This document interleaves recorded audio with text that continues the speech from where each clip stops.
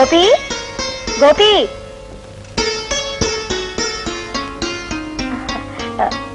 గోపి గారు లేరా అండి? లేడమ్మా. నువ్వెవరు? నేనా? నేను అతను స్నేహితుడు. చిచి, అతను నాకు స్నేహితురాలు. చిచి కాదండి, అతను నాకు పరిచయస్తాడు. ఆయన మీకు అమ్మగారు కదండి? వాడు నాకు అమ్మ కదమ్మా, నేనే వాడికి అమ్మ. నా ఉద్దేశం కూడా అదే. నమస్కారం అండి, కూర్చోండి. మీకోసమే ఇవి తెచ్చానండి, కూర్చోండి. సంతోషం అమ్మా. ఇంతకీ ఆయన ఎక్కడికి వెళ్ళారండి? వచ్చే వారం వాడి పెళ్లి కదమ్మా, అందుకని కొత్త బట్టలు కొనుక్కుని ప్రెస్ నుంచి శుభలేఖలు తీసుకొద్దామని వెళ్ళాడు.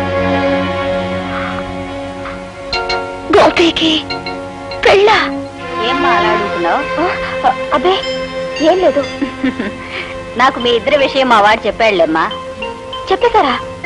అంతా చెప్పేశారా? ఆహా, అంతా చెప్పాడు.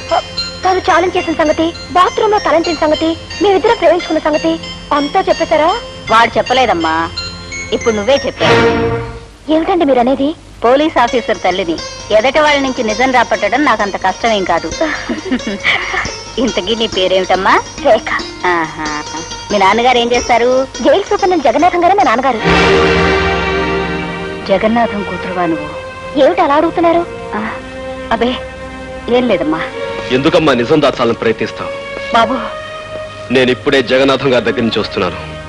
ఆయన నాకంతా చెప్పారు. అంతా చెప్పేశాడా? ఆహా, అంతా చెప్పేశారు. చేతులెత్తి దండం పెట్టినా, న్యాయం చేయమని దీనంగా ప్రార్థించిన, కేవలం సాక్ష్యాధారాలు లేవంటూ పట్టించుకోని సంగతి, నిర్దాక్షిణ్యంగా వెళ్ళగొట్టిన విషయం నీతో చెప్పేశాడా? ఆయన చెప్పలేదమ్మా, ఇప్పుడు నువ్వే చెప్పావు. పోలీస్ ఆఫీసర్ని అవతల వారి నుంచి నిజం రాబట్టడం నాకు పెద్ద కష్టం కాదమ్మా. నాకు ప్రమోషన్ వచ్చే సంగతి నీకు చెబుదామని వచ్చాను.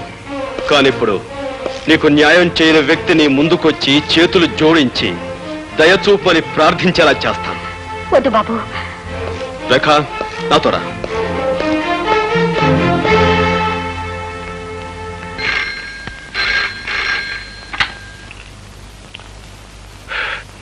Yes Jagannatham here. ఎవరు? ఇన్స్పెక్టర్. ఏమిటి విశేషం? నమ్మలేకపోతున్నాను. ఒక ఆడపిల్ల ఒక మగాన్ని రేపు చేయడమా?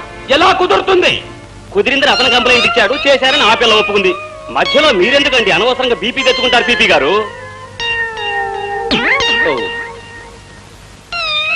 బాబు ఇవి నక్షత్రాల్లో ఉన్నాయి.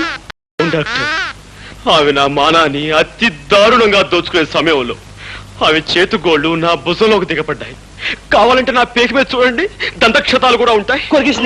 అవును డాక్టర్, పెళ్లి కావలసిన వాణ్ణి, ఆస్కలిత బ్రహ్మచారిని, నీకు తమ్ముళ్ళంటి వాణ్ణి నా మానాన్ని దోచుకోవద్దని ఎంత బ్రతిమిలాడినా, ఎంత ప్రాధేయపడినా అవి నా మాట వినిపించుకోకుండా. ఆడపిల్ల మగవాణ్ణి రేపు చేయడం ఏమిటయ్యా? చాలా విచిత్రంగా ఉందే. అదెలా సాధ్యం? ఎలాగంటే ఆ సృష్టి కార్యం జరగడానికి నువ్వు సంసిద్ధుడు అయ్యావు అంటే నీకు స్పందించే ఉండాలి మనస్సు. నువ్వు సంసిద్ధుడు కాకపోతే ఆ సృష్టి కార్యం జరగదనే చెప్పాలి. నువ్వు సంసిద్ధుడు అయ్యి ఆ కార్యం జరిగిందంటే అది బలాత్కారం కింద రాదే. లాయర్ గారు, అరిటాకులు అంటే నా జీవితాన్ని ముళ్ళు లాంటి ఆడపిల్ల ముక్కలు చెక్కలు చేసిన తర్వాత కూడా మీరు ఇలా మాట్లాడడం చాలా అన్యాయం. ఇన్స్పెక్టర్, మీరు ఫోన్లో చెప్పిన నిజమేనా? అవును సార్, పట్టపగలు పార్కులో మీ అమ్మాయి గారు ఆయన్ని మానభంగం చేశారండి. What rubbish talking? అయ్యా, ఈయన భుజాల మీదున్న నక్షత్రాలతోనూ ఈయన పీక మీదున్న దంతక్షతాలతోనూ మీ అమ్మాయి గోళ్లు పళ్ళు పరికించి చూడగా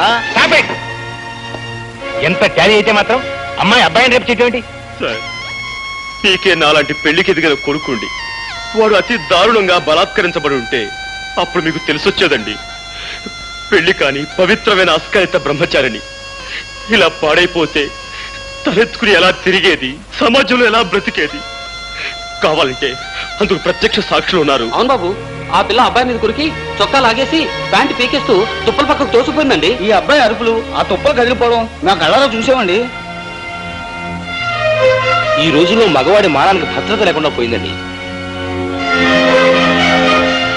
ఏమిటమ్మా ఇది? నిజమా? అవును డాడీ. కర్మ, ఎందుకు చేసావు అలాంటి పని? డాడీ, యాపిల్ పండు లాంటి అతన్ని చూడగానే నన్ను నేను నిగ్రహించుకోలేకపోయాను. ఆవేశంలో అలా రెచ్చిపోయాను. జరిగిన దానికి నన్ను మన్నించండి. ఒక కన్నె పిల్లవాడిని దయా దాక్షిణ్యాలు లేకుండా ఆడదన్న అహంకారంతో అతి దారుణంగా మానభంగం చేసిన ఈ నీచురాల్ని వదిలిపెట్టాను. ఏమైనా సరే కోర్టుకి ఈడుస్తానని కోల్పోయిన నా బ్రహ్మచర్యం మీద ప్రమాణం చేసి చెప్తున్నాను. Thank you doctor. సాక్షులు రండి.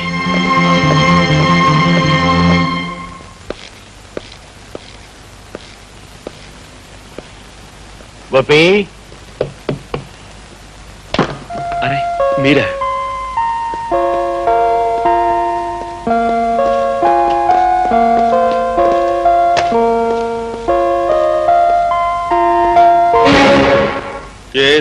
చెప్పండి.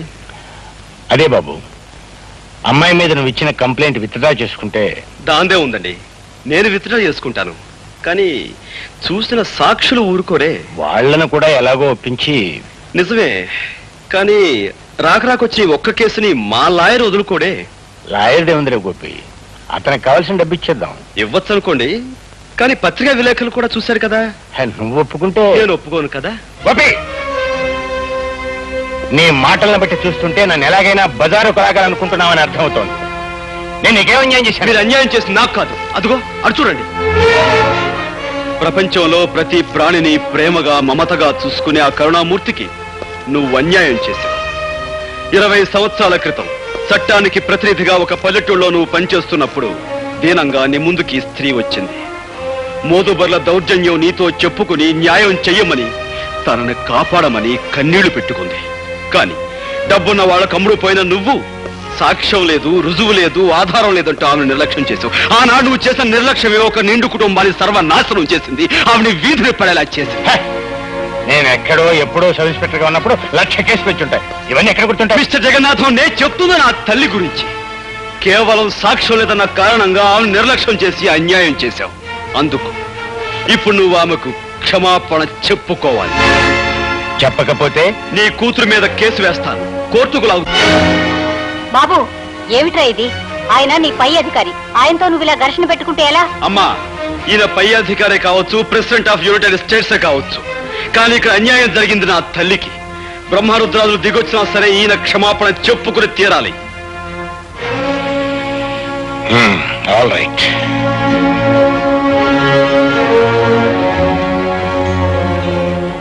మీకు మీ కుటుంబానికి జరిగిన అన్యాయానికి నన్ను క్షమించమ్మా. సార్,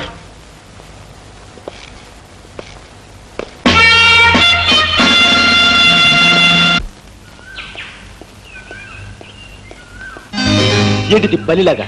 బల్లిలా కాదు పిల్లోడా, ఈ దేశం ఎలాగో నా మీద రేపిస్టని ముద్ర వేసింది. ఇక నాకు ఈ జన్మలో పెళ్లి కాదు. కనీసం నిన్నొక్కసారన్నా రేప్ చేస్తే ఆ తృప్తైనా మిగులుతుంది. ఏంటి, నువ్వు నన్ను రేప్? ఏమిటి, కొంపదీసి నిజంగా రేప్ చేస్తావా? అవును, ఇక్కడే ఇప్పుడే. చూడు, ఒక ఆడపిల్ల ఒక మగవాడిని రేప్ చేయడం అంటే అంత సులభం కాదు. దానికి తగినంత బలం కావాలి. బలం కావాలంటే ఏం చేయాలి? అది ఊర పిచ్చుకుని లేహ్యాన్ని బాగా తినాలి. ఊర పిచ్చుకలేయమా? తర్వాత మదన కామరాణి భస్మాన్ని నీళ్ళలో కలుపుకుని తాగాలి. ఆ తర్వాత ఎక్సర్సైజ్ చేయాలి, యోగాసనాలు వేయాలి, బస్కీలు తీయాలి, దండీలు తీయాలి. ఇవన్నీ చేస్తూ ఉంటే నీకు బోల్డంత బలం వస్తుంది. ఆ తర్వాత రేప్ చేసుకోవచ్చు.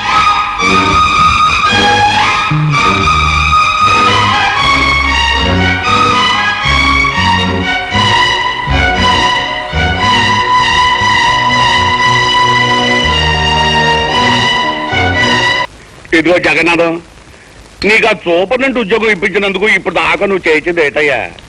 కాకి బట్టలు వేసుకుని లాఠీ కరుపుచ్చుకుని దొంగనాయని కొళ్ళ పొడిచావు, అంతే కదా? అవకాశం అనుకూలించకపోతే నేను మాత్రం ఏం చేయగలను చెప్పండి? నేను మాట చెప్తా, తలకాయలు దగ్గర పెట్టండి. వారింటి తగలయ్యా, మాట చెప్తాదని ఆవిడ పేల్చినట్టు మా మొఖం దుంపుతావేటయ్యా, అపచకనం కూడాను. ఇదిగో నా తుమ్మునట్ట తిట్టబాకయ్యా. అదెంత జయప్రదమైంది అంటే పెళ్లిళ్లలో ముందు నా చేత తుమ్మించుకుని ఆ తర్వాతే మంగళసూత్రం కట్టిస్తారు. సర్లే, పల్లెటూరు నుంచి నిన్ను పానిగట్టుకు రప్పించుకుంది ఎలక్షన్ వ్యవహారంలో మాకు సాయంగా ఉంటావని కానీ నీ తుమ్ములు చరిత్ర చెప్పి మా మట్టి పోగొట్టావని కాదు. ఎందుకు ఏంటంటావు చెప్పు. ఆ భీమరాజు గారిని నువ్వు బయటికి రప్పించలేకపోతే ఎలక్షన్లో నువ్వు చవరం అయిపోతావు. నిన్ను నమ్ముకున్న మేమంతా డెప్పు కొట్టించుకుంటాం. ఆ తర్వాత మనం అడుక్కోవాల్సింది ఓట్లు కాదు, చెప్ప చేత్తో పట్టుకొని చిల్లర. ఆపోయి అపచక్ర మాటలు పెద్ద చెప్పొచ్చావు కానీ దేవరాజు గారిని బయటికి రప్పించే పథకం నేను అప్పుడే జగన్నాథంతో చెప్పే ఉంచాను. నాకు కూడా చెప్పు. మరి ఇదిగో ఈ మత్తు మందు పుడ్లో కలిపి పెట్టేస్తే ఇది తిన్న జైలు కాపల వాళ్ళంతా తొంగుంటారు. దాంతో దేవరాజు గారిని మనం బయటికి రప్పించేయచ్చు. ఎండన్ గా ఉంది అవిడియా.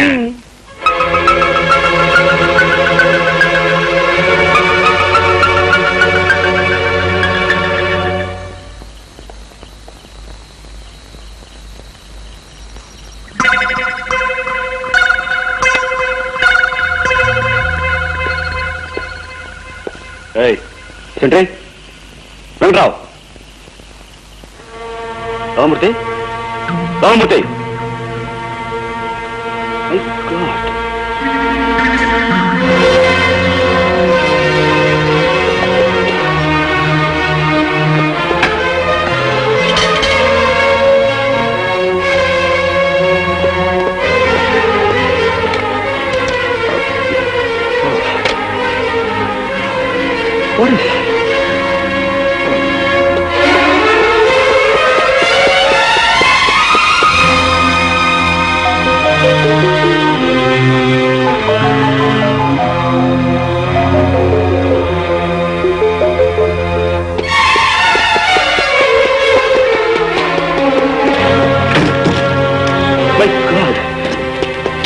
ఈ జైల్లో ఏదో కుట్ర జరగబోతుంది. ఏమిటో అర్థం కావటం లేదు. అక్కడక్కడ సెంట్రల్ స్పేస్ పడి ఉంది. అందుకే మన స్టాఫ్ అంతా ఎరచుకోండి. మన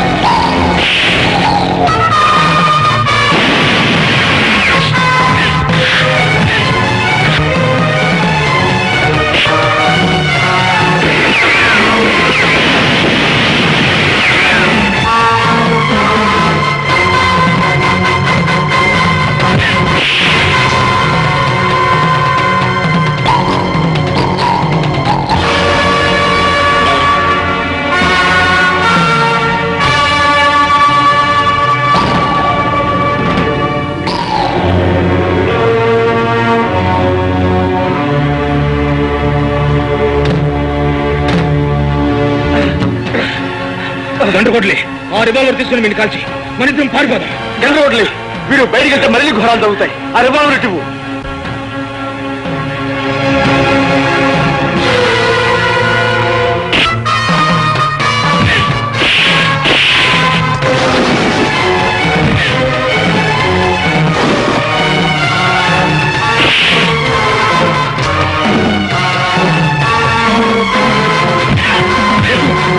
కాకుండా మెయిన్ గేట్ కూడా పగలగొట్టి పారిపోతున్నారు.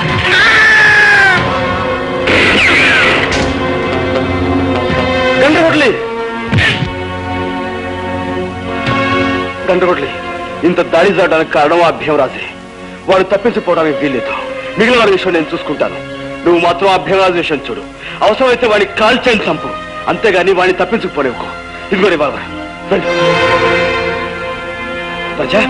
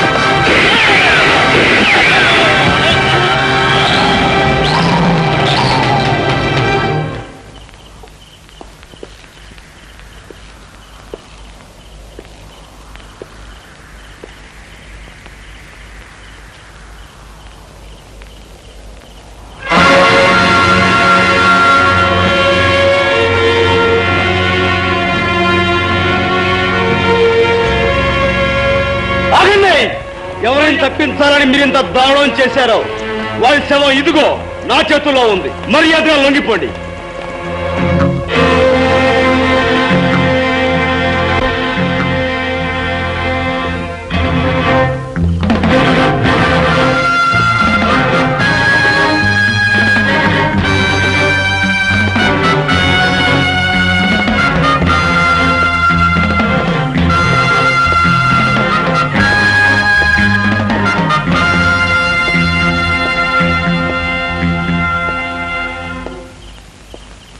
Thank you. ఆ పిస్టల్ ఇవ్వు.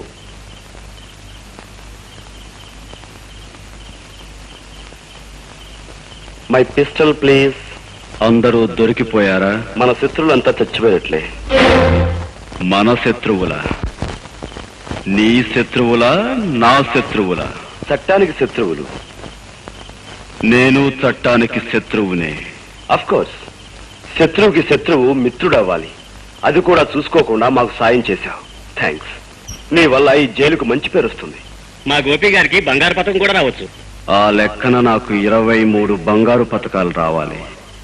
ఇంతకన్నా పదునైన ఆయుధంతో నేను 23ని చంపాను. అది వేరు ఇది వేరు. ఇప్పుడు చంపింది ఒక బందిపోటుని. రెండిటికి సంబంధం లేదు. ఉంది జైలర్ ఉంది. ఆఫ్టర్ ఇది నువ్వు నిర్మించుకున్న జైలు. ఈ 4 గోడల జైలుకే ప్రమాదం వచ్చేసరికి నీ చేత్తో నువ్వే స్వయంగా ఈ ఆయుధాన్ని నా చేతికిచ్చావు. శత్రువుని చంపమన్నా. ఇదే శత్రువులు బయట ప్రపంచంలోనూ ఉన్నారు. పేదవాళ్ళని జలగల్లా పీక్కు తినేవాళ్ళు. వాళ్ళనే నేను చంపింది. నీది విత్తనవాదం. ఇలా వాదించడం చట్ట విరుద్ధం. ఓ ఈ చట్టపు శేషమోపడి కొట్టుకుంటున్నా.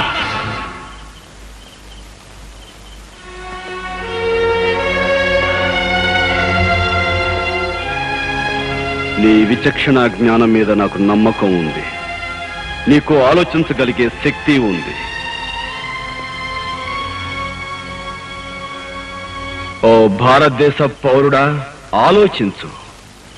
చట్టం పరిధిలో ఒక దుర్మార్గుని చంపినందుకు బంగారు పథకం, న్యాయం పరిధిలో కొందరు దుర్మార్గుల్ని చంపినందుకు ఉరి శిక్ష. రెంటిలో ఏది సరి అయినదో ఆలోచించు.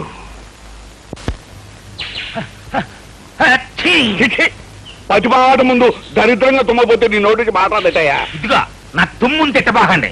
అది ఎంత జయప్రదమైంది అంటే శ్రీరామనవమికి దసరా పండక్కి మైకులు పెట్టి తుమ్మించుకుంటారు నా చేత. అబ్బా, ముందు నీ తుమ్ముల చరిత్ర కట్టి పెట్టి ఇస్తాడికి రావయ్యా మగడ. ఆ జైలర్ గోపిగానే ఏ అమావాస్య నాడో లేపెత్తే ఇప్పుడు ఈ గోడ ఉండకపోను కదా. గోపి అంటే గుర్తుకొచ్చింది. ఇదిగో కాపుగారు, నేను చెప్పేది కాస్త వినండి. వినవయ్యా. జైలర్ గోపికి ఖైదీ గండ్రగొడ్డలకి చాలా దగ్గర పోలికలున్నాయి. మా ఇంతకాలం ఆ సంగతి చెప్పేవయ్య జగన్నాథం. పీనుగులు బుద్ధాన్ని ఎత్తుకుని ముట్టోళ్ళగా ఓట్లు అడుక్కునేటట్టు మాత్రం చేశావు. ఇందులో నా తప్పే ఉంది దామోదరం గారు. మనం ఊహించని విధంగా మన ప్లాన్లని ఆ గోపి తారుమారు చేసేశాడు. చర్లబాయ చొప్పతింటూ జరిగిపోయిందేదో జరిగిపోయింది. ముందు వాళ్ళిద్దరికి కనెక్షన్ ఏమైనా ఉందేమో కనిపెట్టించాయి. దాంతో ఆ గోపిగాని ఉద్యోగం నుంచి పీకిచ్చేద్దాం. ఆ తర్వాత ఆ గండ్రగడ్లు కాడి సంగతి చూద్దాం. ఓ పని అయిపోద్ది.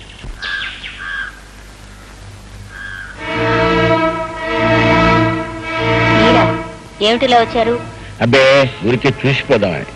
అది సరేనమ్మా, జైల్లో ఏ దొంగ విధవకి ఏ చిన్న కష్టం వచ్చినా కన్నతల్లిలా కాపాడుకుంటుండేదానివి, మరి ఆ విధవను మాత్రం పట్టించుకోవటం మానేసేమిటి? ఎవరి గురించి మీరు చెప్పేది? అదేనమ్మా, మొన్న జైలు గొడవల్లో మీ వాడిని రక్షిస్తూ దెబ్బలు తిన్నాడే గండ్రగొడ్డలుగాడు, వాడు పాపం జ్వరంతో పడున్నాడు. అయ్యో పాపం, నిజంగానా? కానీ అతన్ని చూడడానికి అనుమతి లేదని మా వాడు. అదేం లేదమ్మా, మొన్న జరిగిన గొడవల్లో అతను అధికారులకు చాలా సాయం చేశాడు కదా, అందుకని అతని మీద ఉన్న కట్టుదిట్టాలు కొన్ని సడలించేశాం. వెళ్ళి చూడొచ్చు. ఆహా. అన్నట్టు గోపి ఇంట్లో లేడమ్మా? లేడండి, బయటికి వెళ్ళాడు. నాకు టైం అయింది, నేను వస్తాను.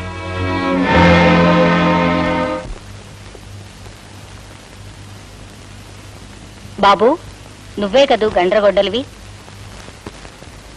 అవును. ఎవరు నువ్వు? నువ్వు ప్రాణాలు కాపాడిన గోపి తల్లిని బాబు. ఉరి ఖాయమైతే నా ప్రాణాలు తీయవలసిన ఆఫీసర్ గోపీకి తల్లిరా? ఎందుకొచ్చావు? నీకు జ్వరం వచ్చిందని తెలిసింది. నాకు చేతనైన సాయం చేద్దామని వచ్చాను. పీకలు కోసి ప్రాణాలు తీసే ఈ రాక్షసుడికి నీ సాయం, నీ ఉపకారం అనవసరం. నేనిప్పుడెవ్వరినీ చూడదలుచుకోలేదు. వెళ్ళిపో.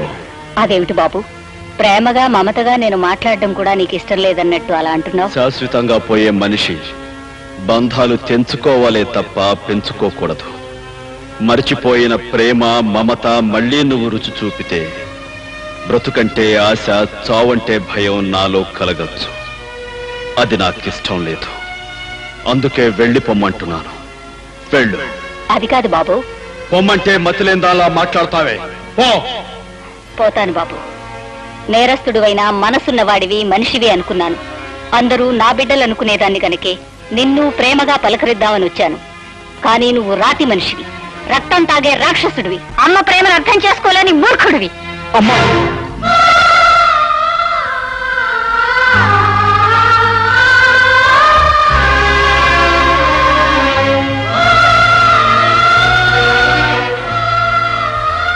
అంత మాట అనకమ్మా. బాబు, నువ్వు.